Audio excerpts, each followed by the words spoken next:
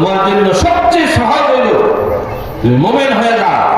যুবক যখন মুমিন হয়ে যাবে, সমাজের যুবক যখন ভালো হয়ে যাবে, তাহলে সমাজের সব কাজ ভালো হয়ে যাবে। ঠিক।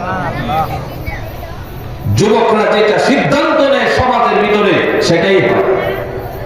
আজকে যুবকরা ওয়াজের সিদ্ধান্ত নিছে, ওয়াজ হইতেছে। যদি গানের সিদ্ধান্ত নিত, গানই হইতো। মুরব্বীরা বাধা দেওয়ার কি ছিল?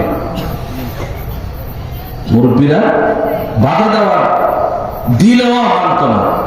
এজন্য যুবকদের জন্য দোয়া করা, আল্লাহ যদি সমাজের যুবকদেরকে হেদায়েত দিয়ে দেয়, যুবকরা যদি ভালো হয়ে যায়, যুবকরা যদি ঈমানের উপর অটল থাকে, অবিচল থাকে, ইস্তেকামত থাকে, তাহলে সেই এলাকাও ভালো হয়ে যায়। ঠিক।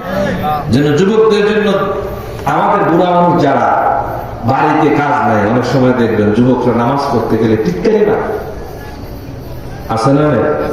টিটকারি দেয়। টিটকারির কারণে যুবকরা নামাজ ধরছিলাম নতুন করে, বুড়া গুলো গিয়ে নামাজই ভুল দিত, খালি ভুল ধরে। এমনিতেই জানি না, শিখিনি। অজুর ভুল ধরে, নামাজের ভুল ধরে, দাঁড়ানো হয় না, প্যান্ট পরেছি এটাও হয় না, অজু করছি এটাও হয় না, সবই ভুল, মসজিদে আর যেতে হবে।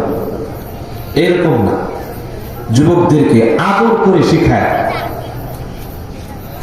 এদেরকে যখন আপনি আদর করে শিখাইয়া দিবেন, তো আপনার দেখলে সে সম্মান করবে।